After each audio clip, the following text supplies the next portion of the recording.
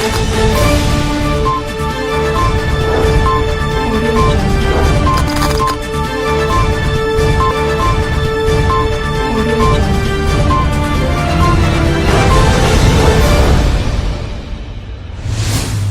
जिनेंद्र। आत्मा चैनल देख रहे सभी दर्शकों का मैं नलिनी स्वागत करती हूं। आइए बढ़ते हैं आज के धार्मिक और सामाजिक समाचारों की ओर। महाशिवरात्रि महोत्सव कमेटी द्वारा हर वर्ष की तरह इस वर्ष भी बड़े हर्षोल्लास के साथ 26 फरवरी को भगवान भोलेनाथ जी की विशाल शोभा यात्रा लुधियाना में पुड्डा ग्राउंड नजदीक सिविल हॉस्पिटल से निकाली जाएगी, जो शहर के विभिन्न स्थानों से होती हुई प्राचीन संगला शिवाला में महाआरती के साथ संपन्न होगी।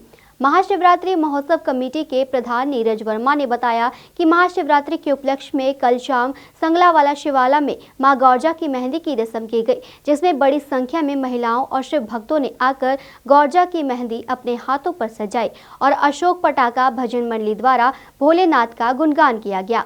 इस मौके संगला शिवाला मंदिर के महंत नारायणपुरी ने बताया कि हर वर्ष यहां इसी प्रकार मेहंदी की रस्म की जाती है और आज मेहंदी की रस्म के अलावा भोले बाबा को नैवेद्य, आभूषण, अलंकार इत्यादि भेंट किए गए और 26 फरवरी को सुबह 12 बजे भोलेनाथ चांदी के रथ पर सवार होकर भक्तों को अपना आशीर्वाद देंगे।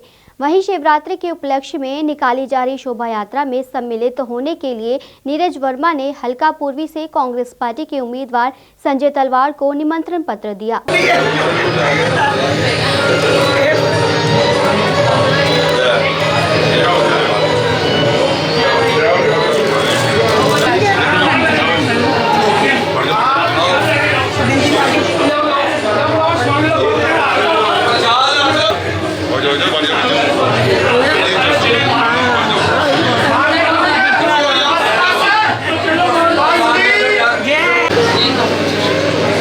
जल्दी आओ बेटा।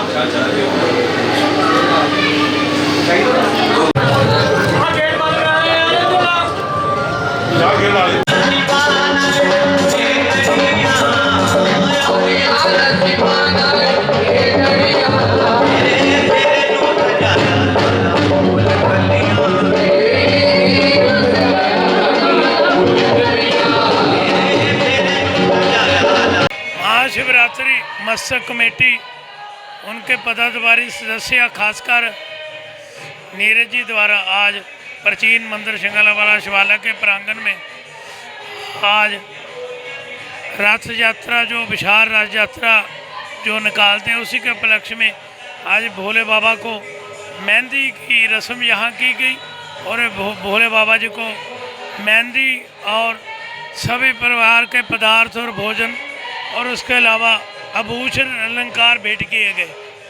ये महाशिवरात्रि मत्स्य कमेटी हर साल ही मंदिर संगलावाला शिवाला में मेहंदी की रस्म कराती है। उसमें लेडीज़ द्वारा सभी को मेहंदी लगाई जाती है और मंदिर में भी मेहंदी चढ़ाई जाती है।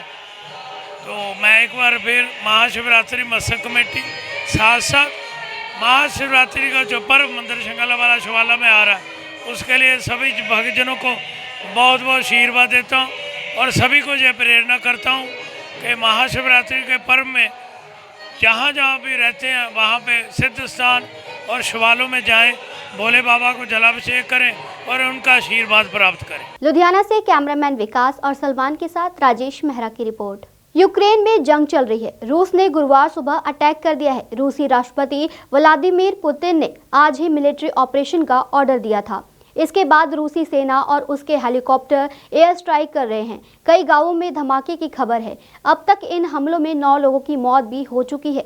इस बीच यूक्रेन के राजदूत इगोर पोल्खा ने भारत के प्रधानमंत्री नरेंद्र मोदी से मदद की अपील की है। इंडिपेंडेंट की रिपोर्ट के मुताबिक इगोर पोल्खा ने कहा है कि भारत और रूस के संबंध अच्छे हैं। नई दिल्ली यूक्रेन रूस विवाद को कंट्रोल करने में अहम योगदान दे सकता है।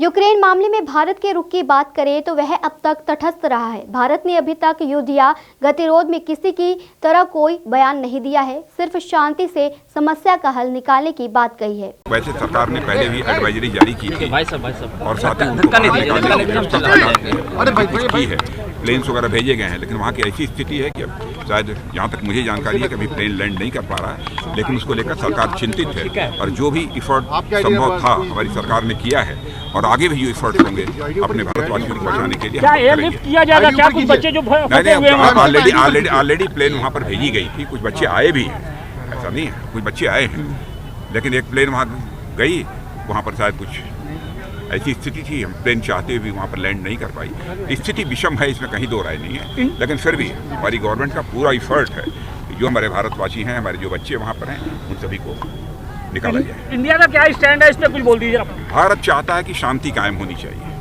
बातचीत के द्वारा इसका हल निकाला जाना चाहिए, युद्ध की स्थिति पैदा नहीं होनी चाहिए, यही भारत की सोच। आत्मा ब्यूरो की रिपोर्ट। लुधियाना के वार्ड नंबर 43 डुगरी में वोटिंग के अगले दिन ही पानी की समस्या खड़ी हो गई।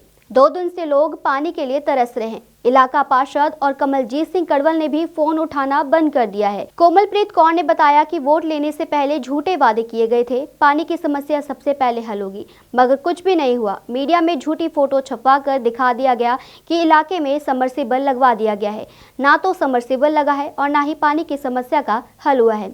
नवजोत कौर ने बताया कि इतनी बुरी हालत है कि इस इलाके की पार्षद ने तो सोच ही रखा था कि उनकी कांग्रेस सरकार ने तो हारना है, इसीलिए कोई भी विकास कार्य नहीं किया और अब तो फोन उठाना भी बंद कर दिया है। कमलजीत सिंह कड़वल की सच्चाई सामने आ गई।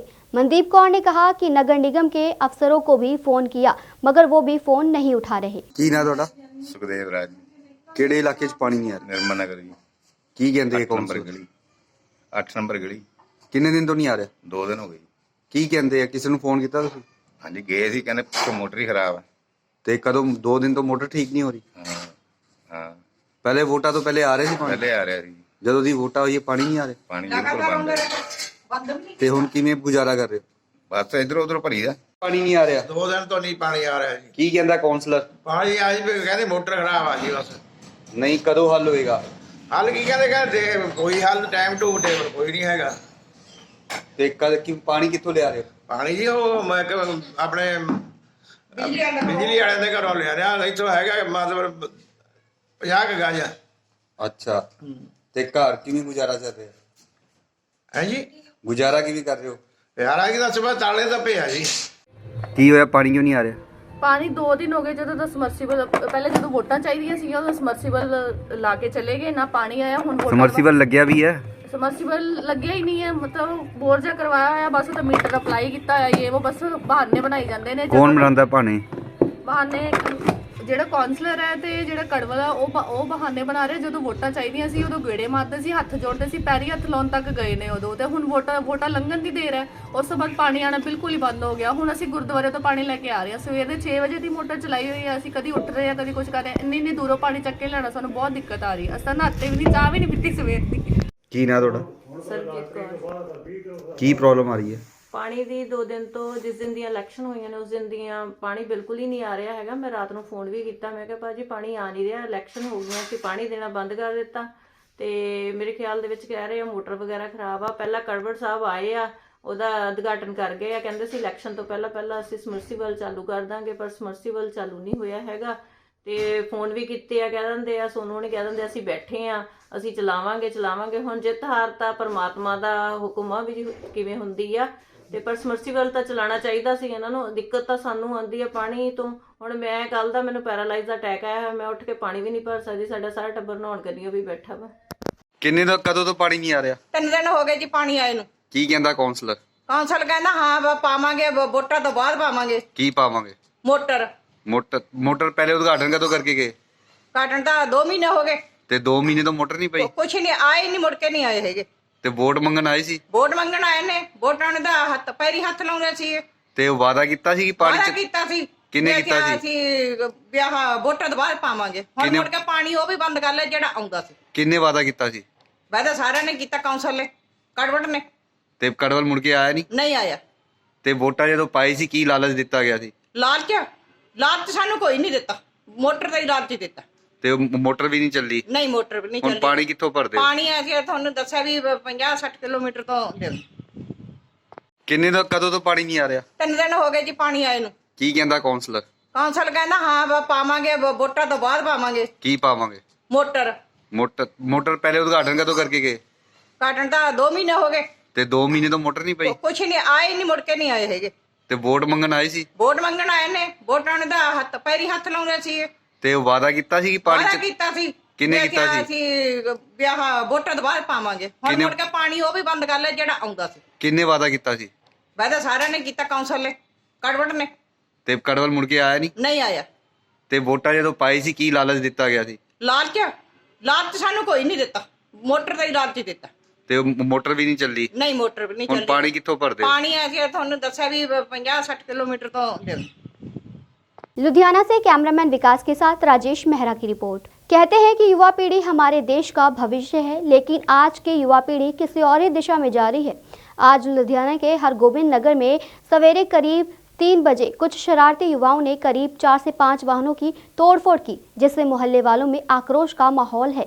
इस मौके पर मोहल्ला वासियों का कहना है कि सुबह 3 बजे हमने बाहर गोली चलने जैसी आवाज़ सुनी।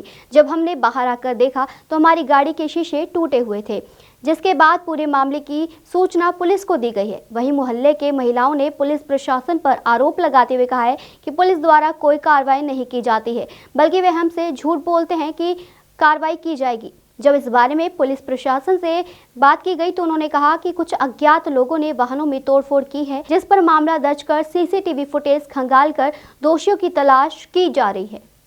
राती लिख के लै गई है, चलो मेरे भाई सो गए जाके, शराबा पी लैनिया पुलिस ने, होर की खाना उन्होंने, पुलिस ने होर की करेगी पुलिस।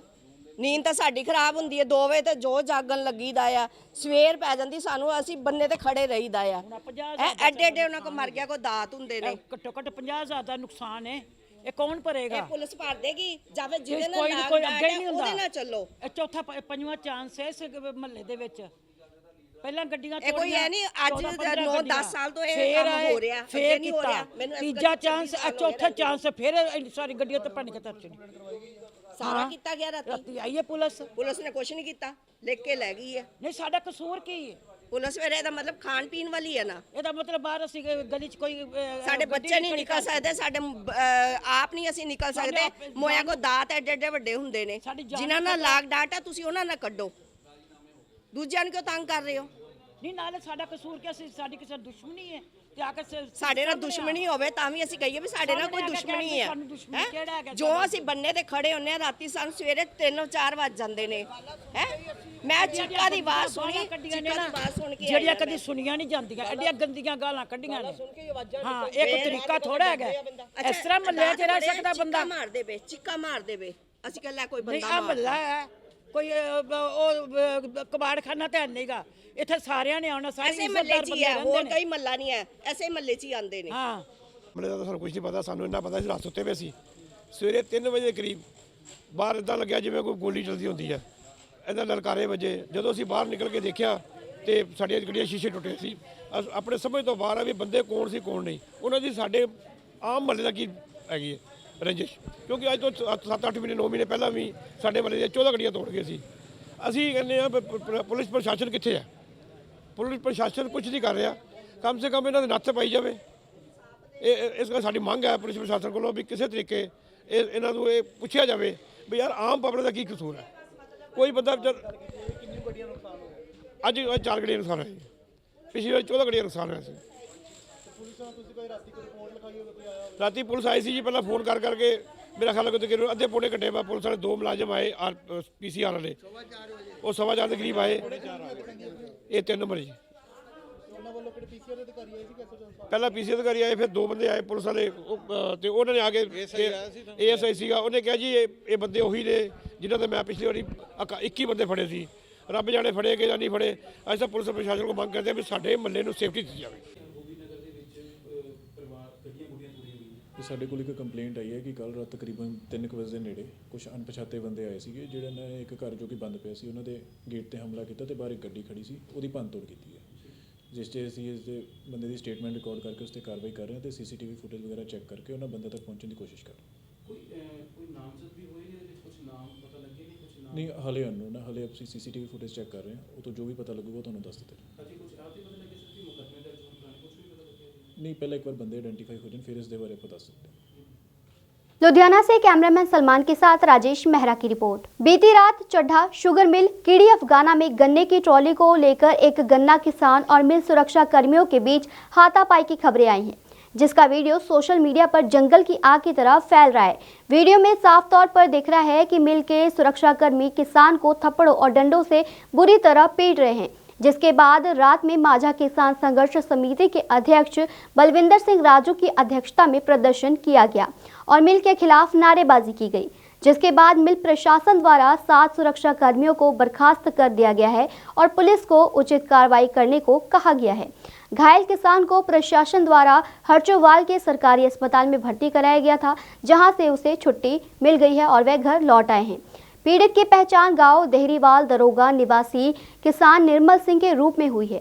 पुलिस के मुताबिक पीड़ित के बयानों के आधार पर कानूनी कार्रवाई की जाएगी। ਰਾਤੀ ਅਸੀਂ ਜਦੋਂ ਡਿਊਟੀ ਆਫ ਕਰਕੇ ਮੈਂ ਤਾਂ ਚਲਾ ਗਿਆ ਸੀ ਘਰੇ, ਫਿਰ ਰਾਤੀ ਜਦੋਂ ਸਾਨੂੰ ਪਤਾ ਲੱਗਾ ਫੋਨ ਆਇਆ ਕਿ ਇੱਥੇ ਕਿਸਾਨ ਸਾਡੇ ਜਿਹੜੇ ਗੰਨਾ ਲੈ ਕੇ ਆਉਂਦੇ ਆ, ਸਿਕਿਉਰਿਟੀ ਦੇ ਵਿੱਚ ਆਪਸੀ ਉਹ ਗੱਲਬਾਤ ਹੋ ਗਈ ਸੀਗੀ ਤੇ ਉਸ ਤੇ ਇਹਨਾਂ ਦੀ ਥੋੜੀ ਜਿਹੀ ਝੜਪ ਹੋ ਗਈ ਸੀ ਕਿਸੇ ਗੱਲ ਨੂੰ ਲੈ ਕੇ। ਫਿਰ ਉਹਦੀ ਸਾਰੀ ਅਸੀਂ ਸਵੇਰੇ ਬੰਦੇ ਇਨਕੁਆਇਰੀ ਕਰਕੇ ਸਾਰੇ ਕਿਸਾਨ ਵੀਰਾਂ ਨੂੰ ਵੀ ਬੁਲਾ ਲਿਆ ਸੀ ਤੇ ਜਿਹੜਾ ਮੁੰਡਾ ਜਿਹਦੇ ਨਾਲ ਹੋਈ ਸੀ ਬਹਿਸ ਹੋਈ ਸੀ ਔਰ ਉਹਨੂੰ ਵੀ ਬੁਲਾ ਲਿਆ ਸੀ, ਉਹਨਾਂ ਦੇ ਪਰਿਵਾਰ ਦੇ ਮੈਂਬਰ ਵੀ ਆ ਗਏ ਸੀ, ਸਾਰੇ ਕਿਸਾਨ ਵੀਰ ਵੀ ਆ ਗਏ ਸੀ ਤੇ ਬਹਿ ਕੇ ਜੋ ਉਹਨਾਂ ਬੰਦਿਆਂ ਦੀ ਜਿਹੜੇ ਸੀ ਉਹਨਾਂ ਦੀ 7 ਕੁ ਬੰਦੇ ਸੀਗੇ ਉਹਨਾਂ ਨੂੰ ਅਸੀਂ ਜਿਹੜਾ ਹੈਗਾ ਵਾ ਉਹ ਡਿਸਮਿਸ ਕਰਤਾ ਬੰਦਿਆਂ ਨੂੰ। ਅਰਸ਼ਦੀਪ ਸਿੰਘ ਸਾਨਾ ਨਿਰਮਲ ਸਿੰਘ ਡੇਅਰੀਵਾਲ ਦਰੋਗਾ ਗੰਨਾ ਲੈ ਕੇ ਮਿੱਲ ਦੇ ਵਿੱਚ ਗਿਆ ਸੀਗਾ, ਇੱਥੇ ਇਹਦਾ ਸਿਕਿਉਰਿਟੀ ਵਾਲਿਆਂ ਨਾਲ ਕੋਈ ਮਾਮੂਲੀ ਤਕਰਾਰ ਹੋਇਆ ਤੇ ਉਹ ਮੌਕੇ 'ਤੇ ਗਏ ਸੀਗੇ। ਜਿਹੜੇ ਇਹਨਾਂ ਦੇ ਸਿਕਿਉਰਿਟੀ ਵਾਲੇ ਆ ਉਹਨਾਂ ਦੇ ਨਾਵਾਂ ਦਾ ਪਤਾ ਲੱਗ ਗਿਆ, ਉਹਨਾਂ ਨੂੰ ਬੁਲਾ ਕੇ ਜੋ ਮਦਈ ਚਾਹੇਗਾ ਉਹਦੇ ਮੁਤਾਬਕ ਕਾਰਵਾਈ ਕਰਾਂਗੇ। ਕਿੰਨੇ ਸਰ ਬੰਦੇ ਜਿਹੜੇ 7 ਬੰਦਿਆਂ ਦੇ ਨਾਮ ਨੇ,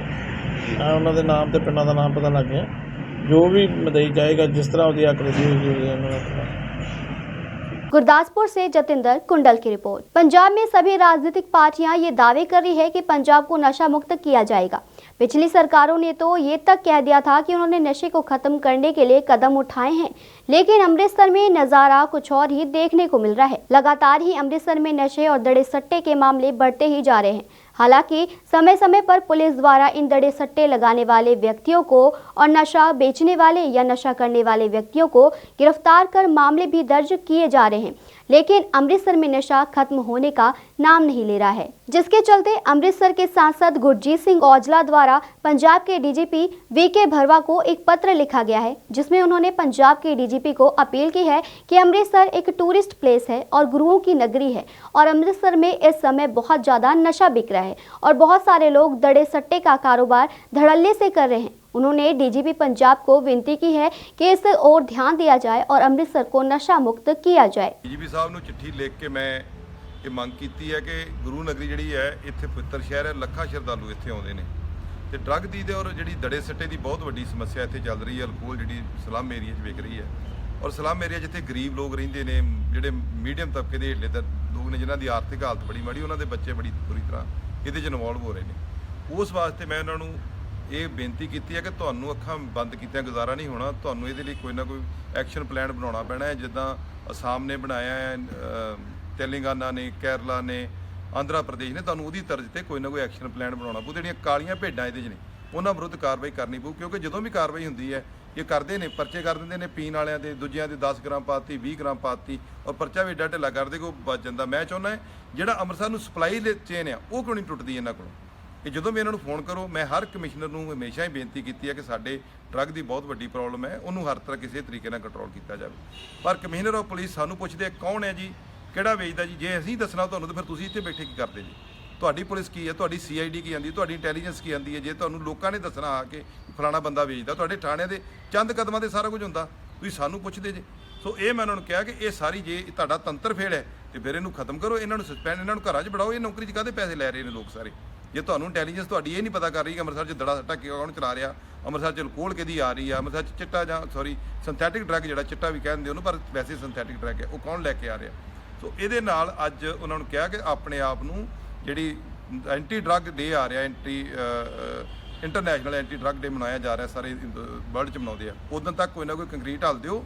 ਜੇ ਤੁਸੀਂ ਹੱਲ ਨਾ ਦੇ ਪਾਏ ਤੇ ਫਿਰ ਅਣਮਿੱਥੇ ਸਮੇਂ ਵਾਸਤੇ ਤੁਹਾਡੇ ਦਫ਼ਤਰਾਂ ਦੇ ਮੂਹਰੇ, ਖਾਸ ਕਰ ਕਮਿਸ਼ਨਰ ਆਫ ਪੁਲਿਸ, SSP ਦਿਹਾਤੀ, ਸਰਕਾਰ ਭਾਵੇਂ ਕੋਈ ਆਵੇ 10 ਤਰੀਕ ਨੂੰ, ਭਾਵੇਂ ਸਾਡੀ ਆਵੇ, ਸਾਡੀ ਸਰਕਾਰ ਨੂੰ ਵੀ 10 ਤਰੀਕ ਨੂੰ ਇੱਕ ਵਾਰ ਚੇਤਾ ਕਰਾਇਆ ਜਾਊਗਾ ਵੀ ਇਹਦੇ ਉੱਤੇ ਤੁਹਾਨੂੰ ਕਾਰਵਾਈ ਕਰਨੀ ਪਊਗੀ। ਅੰਮ੍ਰਿਤਸਰ ਨੂੰ ਡਰੱਗ ਫਰੀ ਔਰ ਜਿਹੜਾ ਖਾਸ ਕਰ ਦੜਾ ਸੱਟਾ ਫਰੀ ਇਹ ਬਣਾਉਣਾ 'ਚ ਮਤਲਬ ਮੈਂ ਪੂਰੀ ਤਾਕਤ ਲਾਊਂਗਾ। ਔਰ ਅਣਮਿੱਥੇ ਸਮੇਂ ਵਾਸਤੇ ਧਰਨੇ ਜਿਹੜੇ ਆ ਇਹਨਾਂ ਦੋਵਾਂ ਦਫ਼ਤਰਾਂ ਦੇ ਬਾਹਰ ਮੈਂ ਔਰ ਜਿਹੜੇ ਵੀ ਕੋਈ ਲੋਕ ਆਉਣਾ ਚਾਹਣਗੇ, ਸਾਰੇ ਸ਼ਹਿਰ ਦੇ ਲੋਕ ਜਿਹੜੇ ਆ ਉਹ ਇੱਥੇ ਅਣਮਿੱਥੇ ਸਮੇਂ ਵਾਸਤੇ ਧਰਨਾ ਉਦੋਂ ਸ਼ੁਰੂ ਕਰਾਂਗੇ। ਐਂਟੀ ਡਰੱਗ ਡੇ ਤੱਕ ਜੇ ਇਹਨਾਂ ਨੇ ਕਾਰਵਾਈ ਇੰਟਰਨੈਸ਼ਨਲ ਐਂਟੀ ਡਰੱਗ ਡੇ ਤੱਕ ਇਹਨਾਂ ਨੇ ਕੋਈ ਕੰਕਰੀਟ ਹੱਲ ਨਾ ਦਿੱਤਾ, ਕਿਉਂਕਿ ਹੁੰਦਾ ਕੀ ਹੈ ਜਿਵੇਂ STF ਬਣੀ ਸੀ ਪੰਜਾਬ ਦੇ ਵਿੱਚ, STF ਬਹੁਤ ਵਧੀਆ ਕੰਮ ਕਰਦੀ, ਪਰ ਜਿਹੜਾ ਮੌਜੂਦਾ ਉਸ ਸਮੇਂ ਦਾ DGP ਸੀ ਉਹਨੂੰ ਅੱਗੇ ਤੁਰ ਨਹੀਂ ਦਿੱਤਾ, ਨਾ ਉਹਦੇ ਲਈ ਮਦਦ ਕੀਤੀ। ਉਹ STF ਨੇ ਬੜੇ ਵੱਡੇ ਸਮਗਲਰ ਫੜੇ ਸੀ ਜਿਹੜੇ ਕਿ ਮਤਲਬ ਕਿਲੋਆਂ ਦੇ ਵਿੱਚ ਕੁਇੰਟਲਾਂ ਦੇ ਵਿੱਚ ਹੀਰੋਇਨ ਸੀ, ਪਰ ਜਿਹੜਾ ਇਹਨਾਂ ਨੂੰ ਸ਼ਰਮ ਆਉਂਦੀ ਕਿ ਜੋ ਇਹਨਾਂ ਕੋਲ ਇਹਨਾਂ ਦੇ ਕੰਮ ਤਾਂ ਨਾ ਪੰਜਾਬ 'ਚ ਹੀ ਕਰਨਾ ਸੀ, ਜਦੋਂ ਇਹਨਾਂ ਦੇ ਰੇਂਜ ਦੇ ਵਿੱਚੋਂ ਫੜਿਆ ਜਾਂਦਾ ਸੀ ਜਾਂ ਡਿਸਟ੍ਰਿਕਟ ਦੇ ਵਿੱਚੋਂ ਫੜਿਆ ਜਾਂਦਾ ਸੀ, ਫਿਰ ਇਹ ਉਹਦੀ ਮਦਦ ਕਰਨ ਦੀ ਬਜਾਏ ਉਹਨੂੰ ਇਹਨਾਂ ਨੇ ਕਮਜ਼ੋਰ ਕਰਨ ਦੀ ਕੋਸ਼ਿਸ਼ ਕੀਤੀ। ਅਫਸਰ ਬਹੁਤ ਅੱਛੇ ਨੇ, ਪੰਜਾਬ ਪੁਲਿਸ ਦੀ ਕੋਈ ਮਨਸ਼ਾ ਦੇ ਬੜੇ ਵਧੀਆ ਅਫਸਰ ਨੇ, ਚੰਗੇ ਅਫਸਰ ਨੇ ਔਰ ਉਹ ਕੰਮ ਕਰ ਸਕਦੇ ਆ।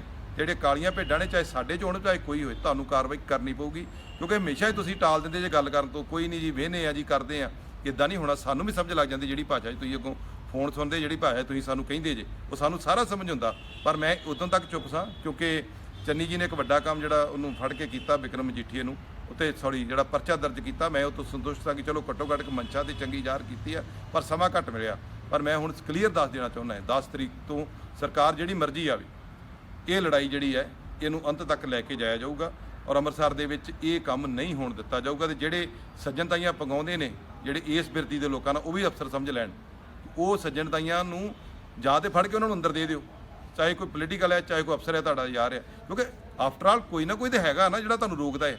ਉਹ ਕਿੱਡਾ ਕੁ ਵੱਡਾ ਜਿਹੜਾ ਸੰਵਿਧਾਨ ਤੋਂ ਉੱਤੇ ਹੋ ਗਿਆ ਜਿਹਨੂੰ ਤੁਸੀਂ ਹੱਥ ਨਹੀਂ ਪਾ ਸਕਦੇ, ਤੇ ਜਾਂ ਫਿਰ ਆਪਣੀਆਂ ਪੋਸਟਾਂ ਜਿਹੜੀਆਂ ਕਿਤੇ ਹੋਰ ਕਰਾ ਲਿਓ, ਨਹੀਂ ਤੇ ਇੱਥੇ ਦੇ ਜੰਗ ਜਿਹੜੀ ਹੈ ਜਿੰਨੇ ਵੀ ਲੱਗਣਾ ਇੱਥੇ ਅਫਸਰ ਅੰਮ੍ਰਿਤਸਰ 'ਚ, ਉਹ ਇਹ ਸੋਚ ਕੇ ਲੱਗੇ कि इत्थे उन्होंने ये चीज़ां बंद करनियां पैणगियां। अमृतसर से सुनील खोसला की रिपोर्ट। अत्यधिक महंगाई और पेट्रोल डीजल की बढ़ती कीमतें लोगों को दिवालेपन के कगार पर ले जा रही है और ज़्यादा काम होने की वजह से लोग अपने स्वास्थ्य पर भी ध्यान नहीं दे पा रहे हैं। ऐसे लोगों के लिए एक उदाहरण बने हैं सबरा गांव के एक वयोवृद्ध गुरबचन सिंह, जो कि फौज से रिटायर्ड हुए हैं। गुरबचन सिंह एक पूर्व सैनिक है जो सेना से सेवानिवृत्त होने के बाद से अपना समय साइकिल पर बिता रहे हैं और गुरबचन सिंह का स्वास्थ्य युवा लड़कों की तुलना में बेहतर है। वह अपना सारा समय साइकिल पर ही व्यतीत करते हैं, जिससे उनकी सेहत हमेशा ही स्वस्थ रहती है। इस पर गुरबचन सिंह का क्या कुछ कहना रहा, आइए सुनते हैं। गुरबचन सिंह जी, मेरा पिंड सबरा जी, मैं जी 54 चो मेरा जन्म है जी और 72 च मैं भर्ती होया जी।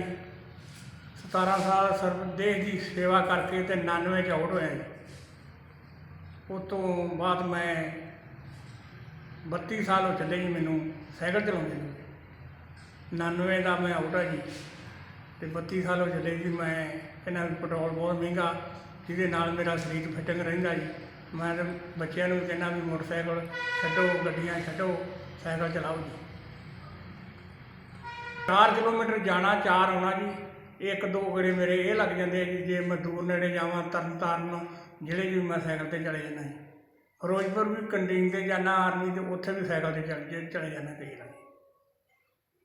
ਮੈਨੂੰ ਬਿਲਕੁਲ ਕੋਈ ਥਕਾਵਟ ਨਹੀਂ, ਸਰੀਰ ਮੇਰਾ ਗਹਿਮੋ ਗਹਿਮ ਹੈ। ਉਹਨਾਂ ਬਾਰੇ ਇਹੋ ਹੈ ਵੀ ਇਹ ਮਿਹਨਤ ਕਰਨ, ਆਪਣੇ ਸਾਈਕਲ ਚਲਾਉਣ ਜੀ। ਅਤੇ ਪੈਟਰੋਲ ਦਾ ਖਰਚਾ ਬਹੁਤ ਮਹਿੰਗਾ ਜੀ, ਮਹਿੰਗਾਈ ਬਹੁਤ ਜ਼ਿਆਦਾ ਹੋ ਗਈ ਹੈ ਜੀ। ਅਤੇ ਵਜਨ ਸਾਈਕਲ 'ਤੇ ਜੀ ਮੈਂ 15-20 ਕਿਲੋਮੀਟਰ ਤਾਂ ਮਾਮੂਲੀ ਹੈ ਜੀ। ਕੋਈ ਹੋਰ ਵੀ ਇਕੱਲਾ ਹੀ ਮੈਸੇਜ ਇਹੋ ਦੇਣਾ ਚਾਹੀਦਾ ਵੀ ਸਾਈਕਲ ਚਲਾਓ ਜੀ, ਆਪਦੀ ਮਿਹਨਤ ਕਰੋ ਜੀ, ਪੈਦਲ ਵੀ ਜਾਓ ਜੀ।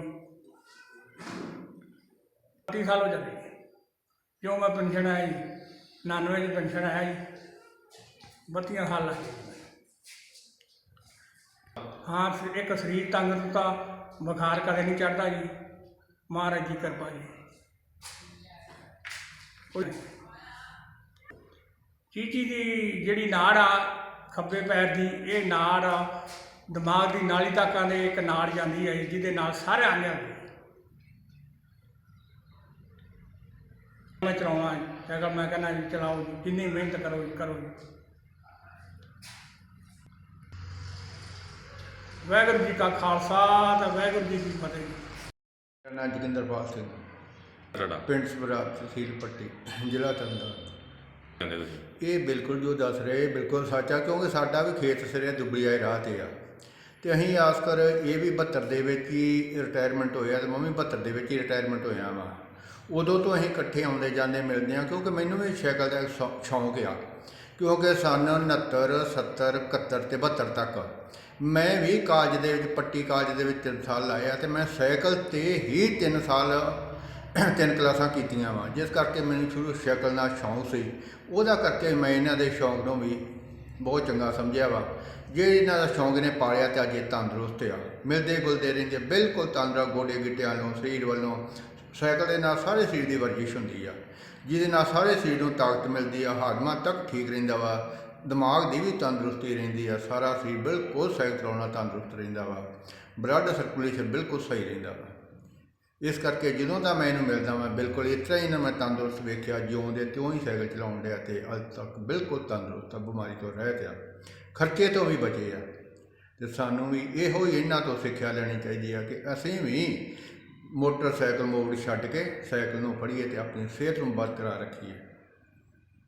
ਤੁਹਾਨੂੰ ਇਹੋ ਮੈਸੇਜ ਦੇਣ ਚੱਲੇ ਹਾਂ, ਜੇ ਸਾਈਕਲ ਆ ਇੱਕ ਤੁਹਾਨੂੰ ਖਰਚੇ ਤੋਂ ਵੀ ਬਚਾਉਂਦਾ ਵਾ, ਦੂਜੀ ਤੁਹਾਡੀ ਸਿਹਤ ਨੂੰ ਬਰਕਰਾਰ ਰੱਖਦਾ ਵਾ, ਜਿੰਨਾ ਤੁਹਾਡੀ ਸਿਹਤ ਬਿਲਕੁਲ ਹੱਡ ਪੈਰ ਸਾਰੇ ਹਿਲਦੇ ਆ, ਵਰਜਿਸ਼ ਹੁੰਦੀ ਆ, ਪੈਸਾ ਕੋਈ ਨਹੀਂ ਲੱਗਦਾ, ਜਿਮ 'ਚ ਜਾਣ ਦੀ ਲੋੜ ਨਹੀਂ ਗੀ। ਸਾਈਕਲ ਲਓ, ਚਲਾਓ, ਆਪਣੇ ਘਰ ਦੇ ਕੰਮ ਕਰੋ, ਛੋਟਾ ਮੋਟਾ ਸੌਦਾ ਪੱਤਾ ਜੋ ਵੀ ਲੈਣਾ ਸਾਈਕਲ 'ਤੇ ਲੈ ਕੇ ਆਓ, ਅਤੇ ਉਹਦੇ ਨਾਲ ਹੀ ਤੁਹਾਡੀ ਸਿਹਤ ਬਰਕਰਾਰ ਰਹੂਗੀ ਅਤੇ ਖਰਚਾ ਵੀ ਬਚੂਗਾ। ਵਾਹਿਗੁਰੂ जी का खालसा, वाहिगुरू जी की फतेह। तरनतारण से बलजीत सिंह की रिपोर्ट। ज्योति फाउंडेशन की तरफ से गरीब जरूरतमंद परिवारों को कपड़े बांटने की मुहिम के तहत आज श्री मुक्तसर साहिब के गांव सेरेवाला में गरीब जरूरतमंद परिवारों को मुफ्त नए कपड़े बांटे गए। इस मौके फाउंडेशन के प्रबंधक ने बताया कि ज्योति फाउंडेशन की तरफ से एक मुहिम चलाई गई है, जिसमें गरीब जरूरतमंद परिवारों को नए कपड़े बांटे जाए। इसके अंतर्गत आज श्री मुक्तसर साहिब में जरूरतमंद परिवारों को कपड़े बांटे गए हैं। साडा फाउंडेशन का नाम है जी ज्योति फाउंडेशन, जी अज असी कपड़ों की डोनेशन ड्राइव चला रहे हैं, जोड़े मुक्तसर डिस्ट्रिक्ट के असी ਵੱਖ-ਵੱਖ पिंडों में जाके गरीब परिवारों को नवे कपड़े वंडांगे। करीब 20,000 परिवारों को असी अराउंड 2 करोड़ के कपड़े वंड रहे हैं अगले 1 महीने के विच। अगे जी असी समाज सेवा के होर वड्डे उपरालियां दा लैन की कोशिश कर रहे हैं। साडा इमीडिएट प्रोजैक्ट पानी साफ प्रोवाइड करने वास्ते पिंडों नूं, उहदे च असी वाटर फिल्ट्रेशन प्लांट चला रहे हैं ਵੱਖ-ਵੱਖ पिंडों में। शुरुआत असी पिंड शेरेवाले तो कर रहे हैं भी लोगों को साफ पानी पहुँचाया जाए। बाकी साडा प्राइमरी फोकस कुड़ियां दी पढ़ाई ते पिंडां दी सस्टेनेबल डिवेलपमेंट ते हैगा जी। हाँ जी, मैं फाउंडेशन दी चेयरपर्सन हैगी हाँ जी। ਤੇ ਇਹ ਫਾਊਂਡੇਸ਼ਨ ਮੇਰੇ ਫਾਦਰ ਦੇ ਨਾਮ ਲਈ ਉਹ ਜਿਹੜੇ ਕੰਮ ਕਰਦੇ ਸੀ ਪਿੰਡ ਵਿੱਚ ਸਮਾਜ ਸੇਵਾ ਦੇ, ਉਹ ਅੱਗੇ ਲਿਜਾਣ ਲਈ ਬਣਾਈ ਗਈ ਸੀ ਜੀ। ਤੇ ਉਹੀ ਕੰਮ ਹੁਣ ਅਸੀਂ ਅੱਗੇ ਲੈ ਕੇ ਜਾਣਾ ਚਾਹੁੰਦੇ ਹਾਂ ਤੇ ਅੱਗੇ ਅਸੀਂ ਉਸੇ ਬੇਸ ਤੇ ਹੋਰ ਕੰਮ ਕਰਨਾ ਚਾਹੁੰਦੇ ਹਾਂ ਜੀ। ਤੇ ਇਹ ਡਰਾਈਵ ਜਿਹੜੀ ਇੱਕ ਹੈ ਜੀ, ਇਹਨੂੰ ਅਸੀਂ ਕਿਹਾ ਰੀਡਿਸਟ੍ਰੀਬਿਊਟਿੰਗ ਹੈਪੀਨੈਸ ਐਂਡ ਸਪਰੈਡਿੰਗ ਸਮਾਈਲਸ। ਠੀਕ ਹੈ ਜੀ, ਇਹ ਅਸੀਂ ਤਾਂ ਕੀਤੀ ਹੈ ਜੀ ਕਿਉਂਕਿ ਇਹ ਮੇਰੇ ਹਸਬੈਂਡ ਮਿਸਟਰ ਨਮਨਵੀਰ ਸਿੰਘ ਬਰਾੜ ਜੋ ਕਿ ਇੰਟਰਨੈਸ਼ਨਲ ਮੈਡਲਿਸਟ ਤੇ ਸ਼ੂਟਰ ਸਨ, ਉਹ ਬਿਲੀਵ ਕਰਦੇ ਸੀ ਕਿ ਹਰੇਕ ਬੱਚੇ ਦੇ ਮੂੰਹ ਤੇ ਖੁਸ਼ੀ ਹੋਣੀ ਚਾਹੀਦੀ ਹੈ, ਨਾ ਕਿ ਬੱਚੇ ਬੁੜੇ ਜੋ ਵੀ ਉਹਨਾਂ ਨੂੰ ਮਿਲਦਾ ਸੀਗਾ ਜੀ, ਜਦੋਂ ਉਹਨਾਂ ਨਾਲ ਗੱਲ ਕਰਦੇ ਸੀ ਉਹ ਬਹੁਤ ਖੁਸ਼ ਹੋ ਕੇ ਵਾਪਸ ਜਾਂਦੇ ਸੀ। ਸੋ ਉਹਨਾਂ ਨੂੰ ਸਮਰਪਿਤ ਤੇ ਮੇਰੇ ਫਾਦਰ ਨੂੰ ਸਮਰਪਿਤ ਅਸੀਂ ਇਹ ਇੱਕ ਡਰਾਈਵ ਸ਼ੁਰੂ ਕੀਤੀ ਹੈ ਜੀ, ਜਿਹਦੇ ਵਿੱਚ ਅਸੀਂ ਕੱਪੜੇ ਵੰਡ ਰਹੇ ਹਾਂ ਨਿੱਕੇ ਬੱਚਿਆਂ ਨੂੰ, ਬੁੱਢਿਆਂ ਨੂੰ, ਵੱਡਿਆਂ ਨੂੰ। ਜਿਹੜਾ ਵੀ ਇਹ ਟੀ-ਸ਼ਰਟਸ ਪਾ ਰਿਹਾ ਹੈ ਓਯੋ ਦੇ ਨਾਲ, ਖਾਲਸਾ ਏਡ ਦੇ ਨਾਲ ਮਿਲ ਕੇ ਅਸੀਂ ਇਹ ਉਪਰਾਲਾ ਸ਼ੁਰੂ ਕੀਤਾ ਜੀ। ਤੇ ਇਹ ਬੀਤੇ ਦਿਨ 22 ਨੂੰ ਨਮਨਵੀਰ ਸਿੰਘ ਬਰਾੜ ਦੇ ਆਪਦੇ ਪਿੰਡ ਹੋਇਆ ਸੀ ਜੀ। ਅੱਜ 24 ਇਹ ਇਸ ਪਿੰਡ ਵਿੱਚ ਅਕਸ਼ੇਰੇ ਵਾਲੇ ਵਿੱਚ ਜੋ ਕਿ ਮੇਰੇ ਫਾਦਰ ਦਾ ਪਿੰਡ ਹੈ ਜੀ, ਉੱਥੇ ਕੀਤਾ ਜਾ ਰਿਹਾ जी। श्री मुक्तसर साहिब से सोनू खेड़ा की रिपोर्ट। आज के समाचार बस यहीं तक। कल फिर हाजिर होंगे कुछ नए धार्मिक और सामाजिक समाचारों के साथ। तब तक आप बने रहिए आत्मा चैनल के साथ। जय जिनेंद्र।